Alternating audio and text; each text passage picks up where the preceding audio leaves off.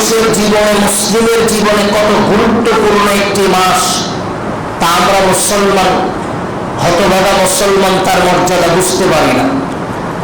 অন্য মাসে দোকানদারির একটা লিমিট, একটা সময় আমাদের জীবনে ছিল। ভোরবেলা দোকান খুলেছি, রাত্রিবেলা ওই সময় বন্ধ করেছি। অন্য মাসে সকালে অটোরিকশা নিয়ে বের হয়েছি, রাত্রিবেলা ঠিক সময়ে অটোরিকশা নিয়ে বাড়িতে এসেছি। অন্য মাসে মাঠের কাজের জন্য নির্ধারিত সময় বের হতাম, রাত্রিবেলা ঠিক ওই নির্ধারিত সময় আবার বাসায় ফিরতাম। অর্থাৎ অন্য মাসে মানুষের কাজের চলার গতি, অন্য মাসে একজন মুসলমানের চলার গতি, অন্য মাসে একজন মুসলমানের যে রুটিন ছিল, রমজান এসে তার ব্যতিক্রম কোনো মুসলমান করেনি। অন্য মাস যেভাবে অতিক্রম করেছে, রমজান মাসটাকে একজন মুসলমানের সন্তান অনুরূপ অতিক্রম করে। তার মানে ওই ব্যক্তি তার নিকটে রমজানের গুরুত্ব সে বুঝতে পারেনি। রমজান কতটুকু গুরুত্বপূর্ণ একটি মাস, রমজান কত বরকতপূর্ণ একটি মাস, সেই মাসের ব্যাপারে সে অবগত নয়। ইসলামী শরীয়তের পরিভাষায় রাসূল সাল্লাল্লাহু আলাইহি ওয়াসাল্লাম অনেক কথা ব্যক্ত করেছেন, আল্লাহ সুবহানাহু ওয়া তাআলা অনেক কথা ব্যক্ত করেছেন। ওই যে আপনাকে বলছিলেন, স্পষ্ট ভাষায় মানুষদেরকে আহ্বান করা হচ্ছে, ইয়া বাগিয়াল খায়র, হে পবিত্র উত্তম আত্মা অথবা উত্তম ব্যক্তি, যারা দুনিয়াতে ভালো কাজ করো, যারা দুনিয়াতে ভালো কাজের সাথে নিজেকে সম্পৃক্ত রাখো, তারা তোমরা শোনো, ইয়া বাগিয়াল খায়র আকবিল, তুমি তোমার কাজের পরিধিটা রমজানে বৃদ্ধি করে দাও। অর্থাৎ তুমি যে উত্তম কাজগুলো অন্য মাসে করতা, তুমি নফল সালাত আদায় করেছো, তুমি দান সদকা করেছো, তুমি অন্য মাসে কোরআন তেলাওয়াতের জন্য তোমার সময় বের করেছো, শোনো আকবিল, রমজানে তোমাকে এটা বৃদ্ধি করে দিতে হবে। অন্য মাসে তুমি যতটুকু কোরআন তেলাওয়াত করেছো, এ মাসে সেটাকে বৃদ্ধি করে দাও। অন্য মাসে যতটুকু নফল সালাত আদায় করেছো, এ মাসে সেটাকে বৃদ্ধি করে দাও। অন্য মাসে যতটুকু তাসবিহ তাহলিল পাঠ করেছো, এ মাসে সেটাকে বৃদ্ধি করে দাও। অন্য মাসে তুমি যতটুকু দান সদকা করেছো, এ মাসে দানের পরিমাণটাকে বৃদ্ধি করে দাও। মানুষ যদি পূর্বের মাস আর রমজানকে একত্র করে নেয়, সমপরিমাণ কাজে নিজেকে ব্যস্ত রাখে, মানুষ যদি রমজানে তার ইবাদতের গতিটা বৃদ্ধি করতে না পারে, তাহলে মানুষ রমজানের গুরুত্বটা বুঝতে পারেনি। আবারও বলা হচ্ছে, ও অপবিত্র আত্মা, অর্থাৎ যে মানুষটা খারাপ কাজে সম্পৃক্ত ছিল, রমজানের পূর্বের মাসে খারাপ কাজ করত, তাকে লক্ষ্য করে আহ্বান করা হচ্ছে, আকসির, তুমি তোমার খারাপ কাজটাকে সংকীর্ণ করে দাও, বন্ধ করে দাও। আহ্বান করা হচ্ছে ওই মানুষটাকে যে রমজানের বাহিরে খারাপ কাজে নিজেকে ব্যস্ত রেখেছে, যে রমজানের বাহিরে অযথা অনর্থক সময় কাটানোকে নিজের কাজ হিসেবে ব্যক্ত করেছে, সময় কাটিয়েছে, ওই মানুষগুলোকে আহ্বান করা হচ্ছে, তুমি রমজানে তোমার অপ্রয়োজনীয় কাজগুলোকে বন্ধ করে দাও, রমজানে তোমার অশ্লীল খারাপ কাজগুলোকে বন্ধ করে দাও। আমি দুইটা বিষয় বলার চেষ্টা করছিলাম। তারা মানুষ যারা ভালো আমল কাজের সাথে, ভালো আমলের সাথে সম্পৃক্ত, তারা রমজানে আমলটা বৃদ্ধি করে দিবে। আবার যারা অন্য মাসে খারাপ কাজ করত, তারা রমজানে সেই খারাপ কাজটাকে বন্ধ করে দিবে। এই কথা এখানে এতটুকু মনে রাখার চেষ্টা করবেন। রাসূল সাল্লাল্লাহু আলাইহি ওয়াসাল্লাম একটা হাদিস আমরা সবাই শুনে আসছি,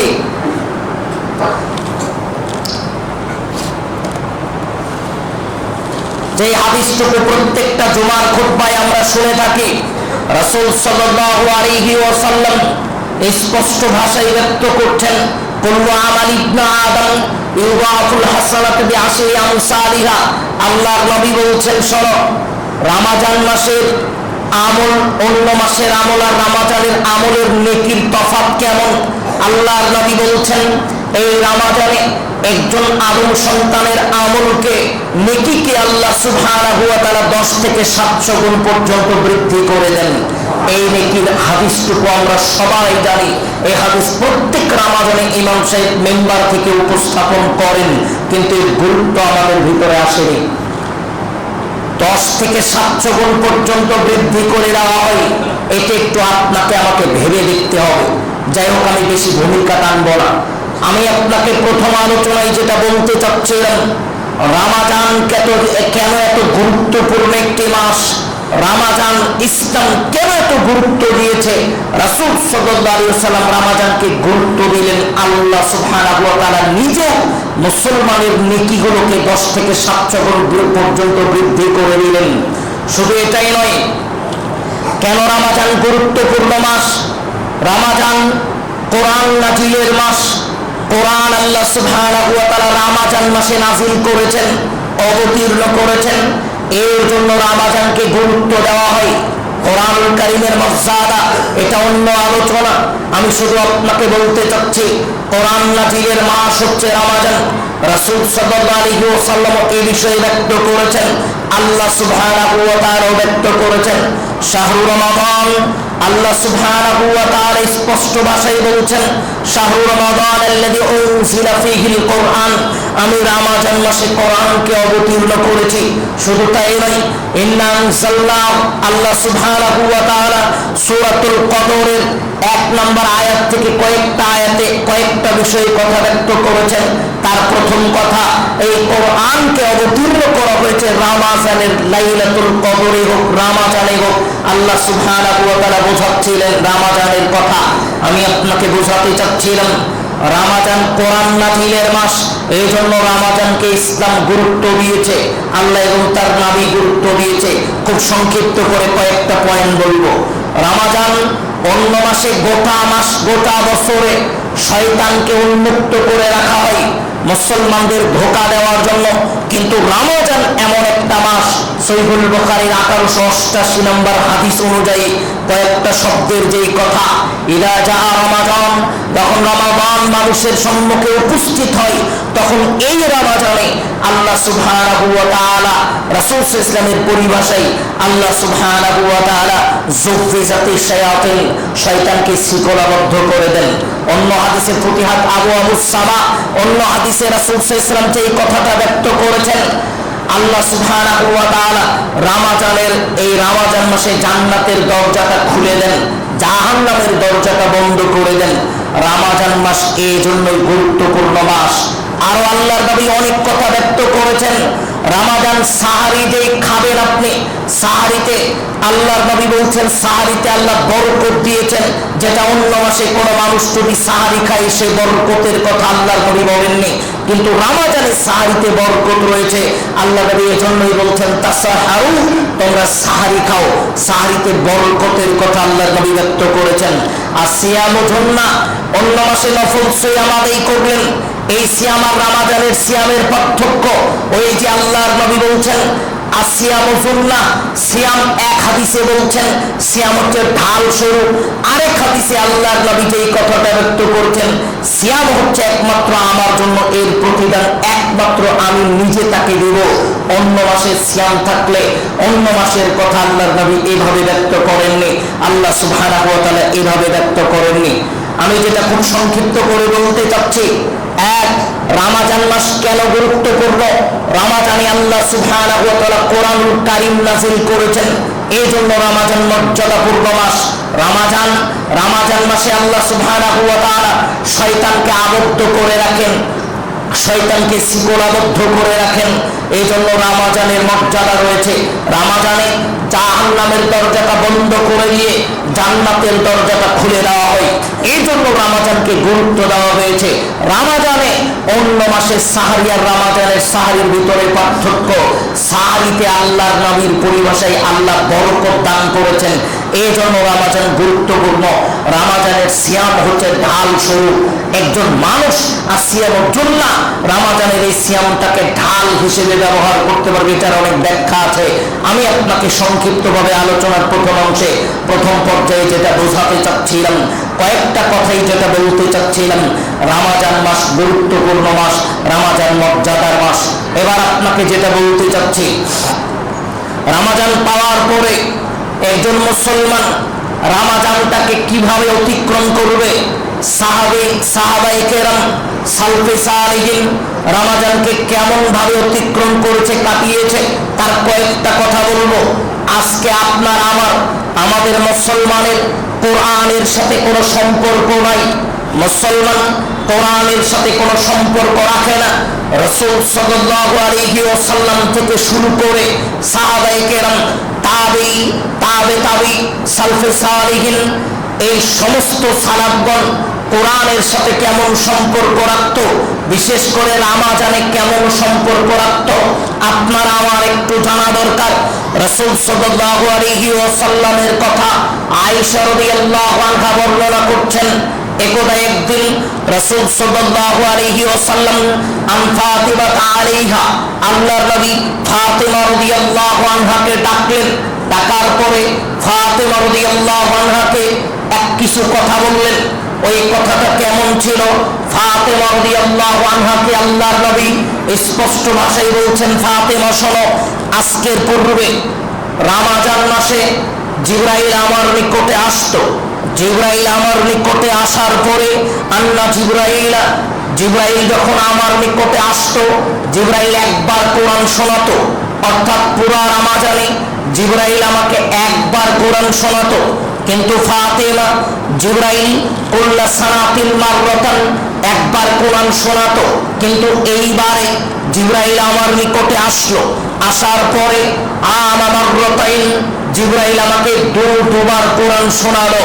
অর্থাৎ আয়েশা ফাতিমা রাদিয়াল্লাহু আনহাকে লক্ষ্য করে আল্লাহর নবী বলছেন, ওয়ালা আরাহু ইল্লা হাদার আজরি, আমি মনে হয়, সহজ কথায় আমি মনে হয় সামনে রমজান আর দেখতে পাবো না। জিবরাইল রমজান মাসে আল্লাহর নবীকে কোরআন শোনাতো। একবার রমজানে একবারই কোরআন শোনাতো, কিন্তু এইবার দুবার কোরআন শুনিয়েছে। ফাতিমা রাদিয়াল্লাহু আনহাকে লক্ষ্য করে আল্লাহর নবী এই কথাটা বললেন, আমি মনে হয় সামনের বার আর জীবিত থাকবো না, রমজান পাবো না, এই জন্যই জিবরাইল আমাকে দুবার কোরআন শোনালো। ওই যে হাদিসটা আমরা শুনি, কানে কানে বললো, ফাতিমা রাদিয়াল্লাহু কান্নাকাটি করলেন। এইরকমই কথা আল্লাহর নবী ব্যক্ত করেছেন। আমি খুব ছোট্ট করে যে কথাটা বোঝাতে চাচ্ছিলাম, জিবরাইল আলাইহিস সালাতু ওয়াস সালাম প্রত্যেক রমজানে কোরআন শোনাতেন, আল্লাহর নবীও কোরআন শোনাতেন। অনুরূপ সাহাবায়ে কেরামের কথা যেটা বর্ণিত হয়েছে, সাহাবায়ে কেরাম পুরা রমজানে কোরআন শোনাতেন, পুরা রমজানে কোরআন তেলাওয়াত নিয়ে ব্যস্ত থাকতেন। ইমাম মালিক রাহিমাহুল্লাহ, তিনি যেই কথাটা ব্যক্ত করেছেন, ইমাম মালিকের কথা বর্ণিত হয়েছে, একজন সালফে সালিহিন, যেমন একজন মনীষী, একজন হাদিস বিশারদ, একজন গবেষক, অন্য মাসে যেমন ফিকহ কিতাব গবেষণা করে, অন্য মাসে যেমন মাসালা গবেষণা করে, পাশাপাশি কোরআন তেলাওয়াত করে। কিন্তু রমজান ব্যতিক্রম, রমজানে তারা শুধু কোরআন তেলাওয়াতই করত। ইমাম মালিকের কথা বর্ণনা হয়েছে, ইদা দাখালা রমাদান, যখনই রমজান মাস উপস্থিত হতো, তখন ইমাম মালিক রাহিমাহুল্লাহ শুধু প্রত্যেক দিন প্রতিটা সময় শুধু কোরআন তেলাওয়াত নিয়ে ব্যস্ত থাকতেন। অন্য কোনো কিতাব চর্চার সময় তিনি আর করতেন না। ইমাম জুহরির কথা বর্ণনা করা হয়েছে, ইমাম বুখারীর কথা বর্ণনা করা হয়েছে, প্রত্যেক ইমামের কথা বর্ণনা করা হয়েছে। তারা রমজানের শুরু থেকে শেষ পর্যন্ত শুধু কোরআন তেলাওয়াত করতেন, ব্যতিক্রম আর কিছুই করতেন না। আমি আপনাকে যেটা বোঝাতে চাচ্ছিলাম সহজ কথাই, আজকে মুসলমানের সন্তান রমজানে কোরআন পড়বে তো দূরের কথা, মুসলমান কোরআন পড়তেই শিখেনি, পড়তেই জানে না। এটাই মুসলমানের তাকদীর। মুসলমানের সন্তান কোরআন পড়তে পারে না, হতভাগা মুসলমান। রাসূল সাল্লাল্লাহু আলাইহি ওয়াসাল্লাম কোরআনের কথা ব্যক্ত করেছেন, ইসমানের আব্দি, মানুষের ব্যাপারে সুপারিশ করবে দুইটা জিনিস। একটা হাদিসে বলা হচ্ছে দুইটা জিনিস, একটা হচ্ছে সিয়াম আর একটা হচ্ছে কোরআন।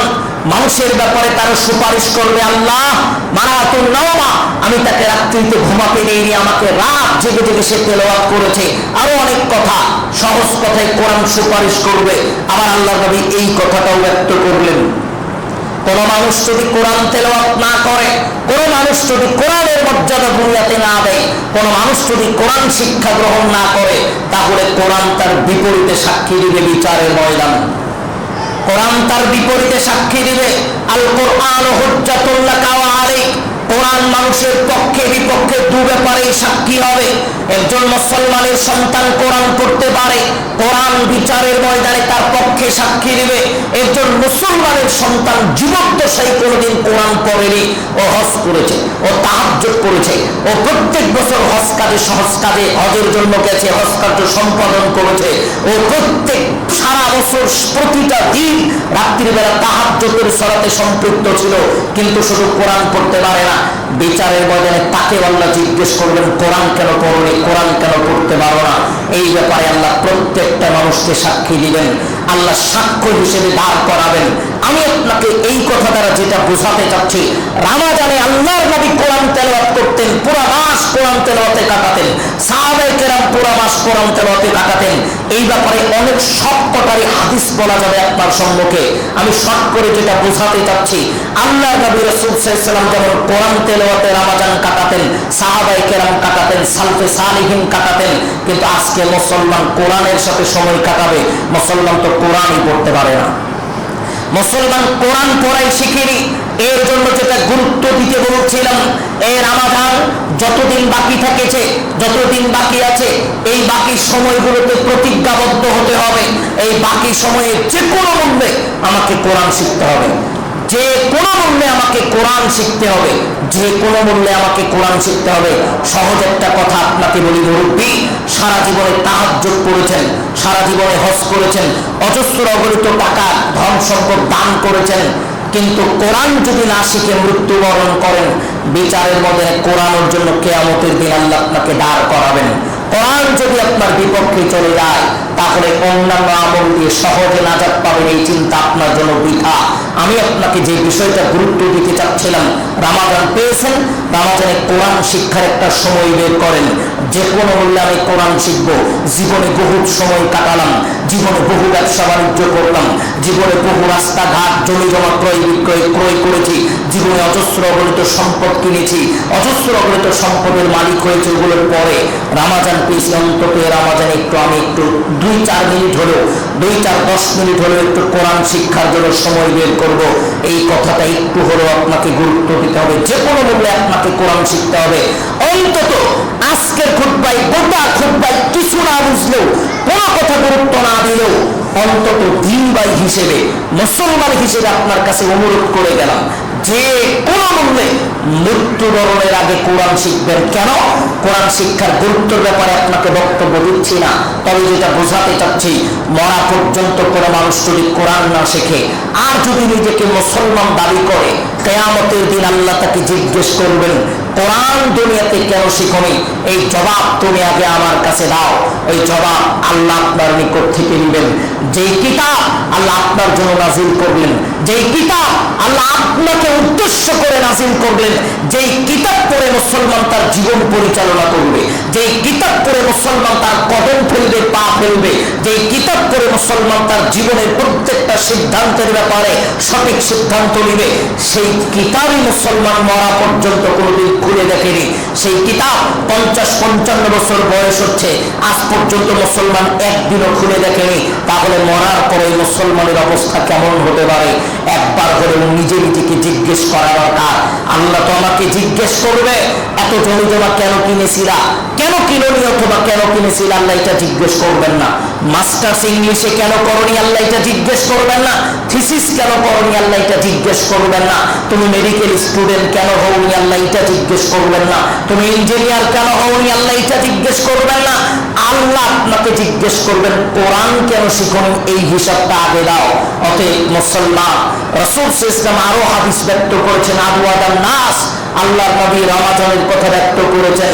আরেকটা হাদিসে আল্লাহর নবী, সহিহুল বুখারীতে বর্ণিত হয়েছে, রমাজান মাসে আল্লাহর নবী বৃষ্টির মতো অর্থাৎ বাতাসের মতো দান করতেন। এই হাদিস বলতে গিয়ে আল্লাহর নবী ওই কথাটাও ব্যক্ত করেছেন, জিবরাইল আসতো, আমাকে কোরআন শোনাতো, পুরো রমাজান জিবরাইল আমাকে কোরআন শোনাতো, আল্লাহর নবীও কোরআন তেলাওয়াত করতেন। ছোট্ট একটা উদাহরণ দেই, ইতিকাফে ওস্তাদ যে ইতিকাফে, যখন ওস্তাদ যে ইতিকাফে বসতেন, প্রত্যেক রমাজানের শেষ দশকে ওস্তাদ যে ইতিকাফে বসেন, আব্দুর রাজ্জাক বিন ইউসুফ, কয়েকবার আমি তার সেবা যত্নে ছিলাম। আমি যতটুকু আমার মনে আছে, আমি যখন তাকে সব জিনিসপত্র নিয়ে আসছি, কাপড় দিয়ে ঘেরাও শেষ, মসজিদের কাজ কমপ্লিট হয়নি, আমি ওস্তাদজিকে জিজ্ঞেস করছিলাম কি কি বই দিব। ওস্তাদজি বললেন কিছুই লাগবে না, শুধু কোরআন দাও। ওই দিন আমি বুঝতে পারিনি শুধু রমাজানের শেষ দশকে কোরআন নিলেন, হাদিসের কোনো কিতাব গবেষণা করার জন্য নিলেন না। পরে আমি সালফে সালেহিন রমাজান কিভাবে কাটিয়েছে এটা যখন দেখতে গেলাম, তখন আমি বুঝতে পারলাম প্রত্যেকটা সালফে সালেহিন রমাজানে শুধু কোরআন তেলাওয়াত করেছে, ব্যতিক্রম আর কিছু করেননি। শুধু কোরআন তেলাওয়াতের সাথে কাটিয়েছে, ব্যতিক্রম আর কিছু করেননি। ব্যতিক্রম বলতে যতটুকু সময় তারা পান শুধু কোরআন তেলাওয়াতের সাথে কাটিয়ে দিয়েছেন। আমি আপনাকে যেটা বলতে চাচ্ছিলাম, মুসলমান হিসেবে আজকের রমাজানে, আজকের এই খুতবায় আমি আপনাকে অনুরোধ করে গেলাম, অনুরোধ করে গেলাম, মরার 1 মিনিট আগে হলেও কোরআন শিখবেন, মরার 1 সেকেন্ড আগে হলেও কোরআন শিখবেন। গোটা আলোচনার গুরুত্বপূর্ণ একটা বিষয় এটাই, আপনার কাছে অনুরোধ করে গেলাম, কোরআন না শিখে কেউ কবরে যাবেন না। বয়সের ভারে নিয়ে পড়েছেন, দাড়িগুলো সাদা হয়ে গেছে, আপনি তোয়াক্কা করেন না, আপনি মসজিদে আসেন, ইমামের নিকটে বসেন, নাতি নাতনির নিকটে বসেন, যারা কোরআন পড়তে পারে তাদের নিকটে বসেন, তাদের কাছে কোরআন শেখেন। আল্লাহ নবী বলছেন, এটা তাও কোন মানুষ কোরআন সহজভাবে তেলাওয়াত করে, মাহফিরুল কোরআন, কোরআনের চর্চা করে খুব সুন্দর করে তেলাওয়াত করে, ওই ব্যক্তি জানে কি পাবে। এটা তাও যে কষ্ট করে পড়ে, ওই ব্যক্তির চাইতে ডবল নেকি পাবে। ভালোভাবে তেলাওয়াত করবে যে নাকি একজন মানুষ কষ্ট করে পড়েছে, ওই ব্যক্তির চাইতে সে ডবল নেকি পাবে। আল্লাহ আপনাকে রাস্তা দিয়েছে, আল্লাহ আপনাকে পথ বের করে দিয়েছে। অতএব কোরআন না শিখে কেউ কবরে যেতে পারবেন না, যাবেন না, যাওয়ার চেষ্টা করবেন না। এই রমাজানে যত দিনগুলো বাকি আছে, এই রমাজানে আমাদেরকে চেষ্টা করতে হবে, কোরআন যেভাবেই হোক আমাদেরকে শিখতে হবে।